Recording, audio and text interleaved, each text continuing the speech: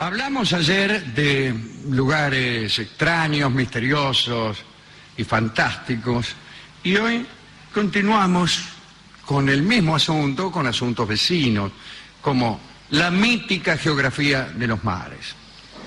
Cuando uno examina un mapa de la Edad Media, en el que aparecen, por ejemplo, representados los mares conocidos en aquel entonces, pues le llama la atención la existencia de una gran cantidad de extraños territorios, de islas, de monstruos.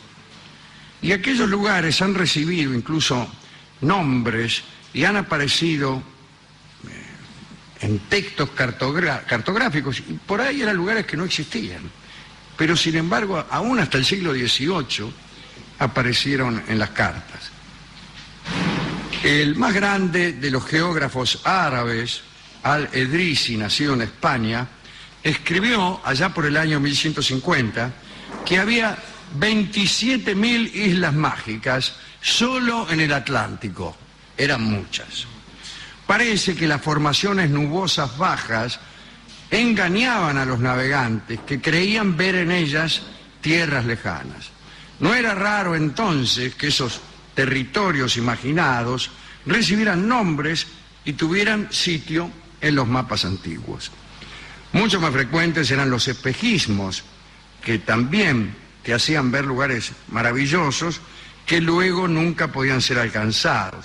Así, durante la Edad Media y hasta poco después del Renacimiento, por todas partes se oía hablar de hermosas islas fantasmas, de territorios perdidos e incluso fugitivos, islas que parecían huir, que parecían marchar delante de las embarcaciones.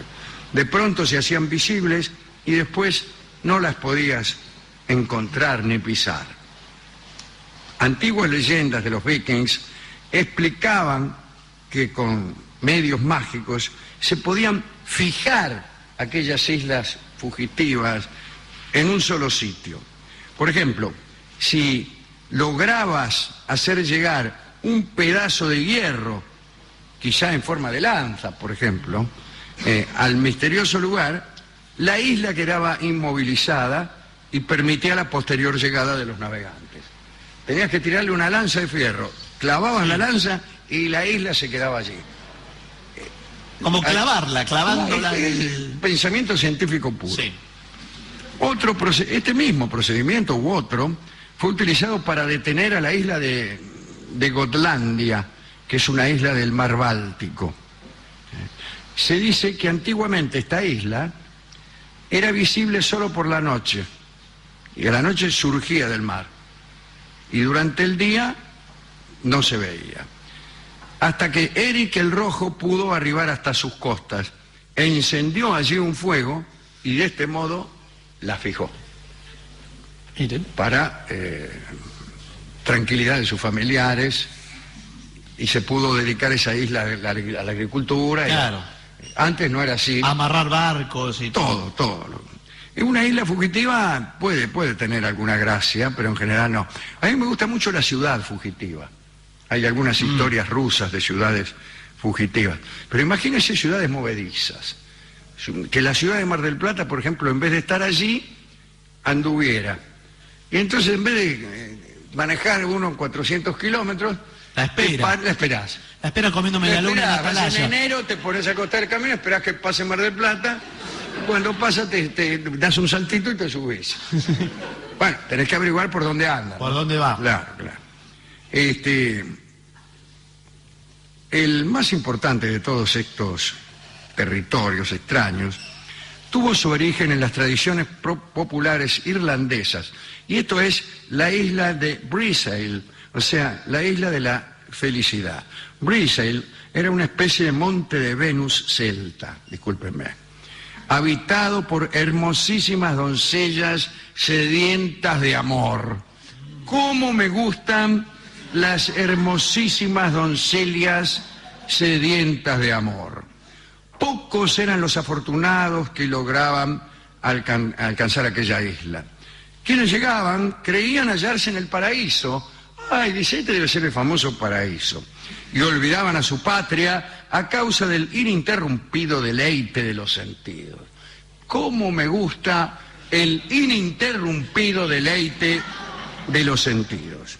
El nombre Breslau fue más tarde confundido erróneamente con el vocablo Brasile de las lenguas románicas, que se refería al color rojo de las brasas del carbón y que luego fue utilizado para designar todo color rojo oscuro e intenso.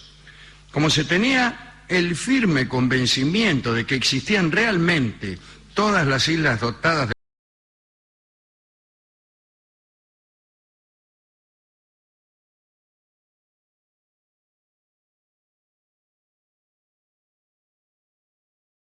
cualquier palabra. Entre 1480 y 1497 partieron de Bristol 7 expediciones con más de 600 hombres en busca de la isla de Breslau. Las primeras 6 no regresaron jamás. La última de ellas al menos logró el redescubrimiento, si se tiene en cuenta a los vikings, de la península del Labrador. Quien llegó a aquel lugar fue un italiano, Gaboto, Sebastián Caboto, ¿no?, que estaba al servicio de los ingleses, y fue el 24 de junio de 1497. Después del descubrimiento de América, se pensó que esta isla de Breslau podía encontrarse en las cercanías de un lugar en el que se encontraba con frecuencia la madera tintorea, llamado palo campeche, que era roja, y como dijimos, por rojo era entendida la palabra Brasile. Así el nombre de la isla fantasma quedó unido al de un país, Brasil. Otra isla fantástica existente en el Océano Atlántico, en cuya existencia se creyó, era la Antilla, o la Antilia. Supuestamente tenía 7 magníficas ciudades, cada una de las cuales había sido fundada por un obispo fugitivo de la invasión musulmana. Nótese la prolijidad de la actividad fundadora. Cada 7 ciudades, cada una fundada por un obispo. No que uno fundó 2, el otro 3 y el otro ninguna. No, bien. Era cuadrangular la isla y poseía cientos de fondeaderos donde atracar las naves. Se la creía ubicada al oeste del archipiélago de las Azores. Se pensaba con tal firmeza en la realidad de su existencia que decía el sabio florentino Toscanelli, que fue uno que aconsejó a Colón antes del viaje, ¿no? Le dijo a Colón, mirá, dice, primero anda hasta Antilia, agarrá para el lado de Antilia, y luego continúa tu viaje para llegar al Asia Oriental. Y fue así como al llegar las primeras expediciones a la América Central, creyeron que habían arribado a la isla fantástica, y de ahí el nombre de las actuales Antillas. Hay que decir que en los mapas que se utilizaban en los viajes previos a la conquista, se escribía la temperatura del agua. Todo ello era producto de la siguiente superstición. Se creía que cuando uno se alejaba de las costas africanas, aumentaba progresivamente la temperatura del agua. Se pensaba que el agua se espesaba, hervía, y cuando un barco se internaba o iba hacia el oeste más de lo debido, no tardaría en naufragar, porque el calor iba a derretir el alquitrán con que se calafateaba el casco, ¿no? Otro producto de la geografía mítica de los mares fue la historia de San Brandán, ¿no?, que se conserva en la Biblioteca Vaticana en un códice del siglo IX. Su autor fue justamente el monje irlandés San Brandán, y allí Brandán cuenta las peripecias de un viaje de 7 años por el océano. En aquella travesía se topó con ballenas del tamaño de grandes islas, en cuyos lomos estaban erigidas enormes ciudades, fundadas probablemente por obispos. Vio también cíclopes grifos con sus cuerpos de águila y de león. Llegó a una tierra reservada solo a los santos, a la que podía adentrarse uno cruzando en pleno día una barrera de sombras. Linda idea, ¿eh? Bien. En su navegación, San Brandán descubrió cientos de islas, constituidas algunas solo de piedras o bosques impenetrables, o cubiertas de tantos pájaros que impedían caminar. Se refirió también a otra en la cual solo había vides, quiero decir uvas, ¿no?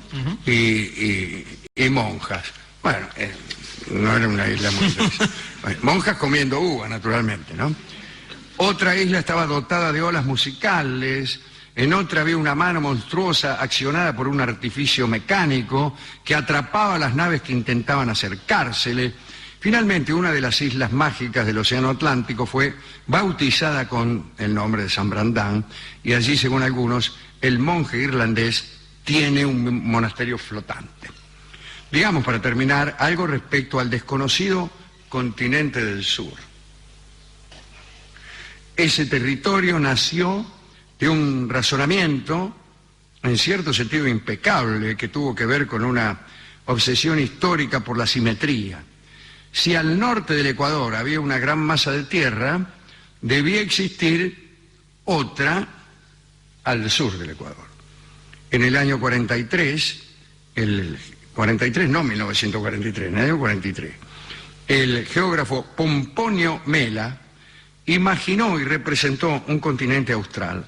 Ptolomeo tomó la idea y expuso en sus mapas una gran tierra austral que se extendía desde el sur de África hasta Nueva Guinea y Java, uniéndose a Asia por el este. Era la famosa Terra Incógnita, que fue parte del credo geográfico durante siglos. Cuando, en febrero de 1488, el portugués Bartolomé Díaz dobló el Cabo de Buena Esperanza, mostró que obviamente África no continuaba hacia el sur. Magallanes tampoco tropezó con ningún continente austral cuando dio la vuelta al mundo. Sin embargo, en el primer atlas moderno de Ortelio aparece un continente austral denominado Terra Australis, con el siguiente subtítulo, decía: todavía sin descubrir. Extraordinario, ¿no? Cuando en el siglo XVII los europeos continuaron viajando, no lo habían visto todavía, pero incluían el territorio en todos los mapas. Buscando ese continente, se dobló también el Cabo de Hornos, se examinaron Australia y Nueva Zelanda, pero nada, el continente no aparecía. Allá por 1769 los astrónomos ingleses aseguraron que debía ocurrir un tránsito de Venus cuando Venus cruza el Sol, ¿no? Un fenómeno que permitiría medir la distancia entre la Tierra y el Sol. Y la Royal Society planeó entonces una expedición a Tahití para observar el pasaje. Y lo mandaron al célebre capitán Cook al frente de una goleta, no me acuerdo cómo se llama. Y llegó a este lugar el 10 de abril de 1769. En realidad, lo que él quería era descubrir la Tierra austral, ¿no? Y abandonó a los astrónomos, lo dejó ahí mirando, y se dispuso a navegar alrededor de las costas australianas. Allá en 1771 volvió a Inglaterra con las manos vacías, no encontró nada. Al año siguiente partió de nuevo. Llevaba órdenes de circunnavegar la Tierra en la latitud más austral posible.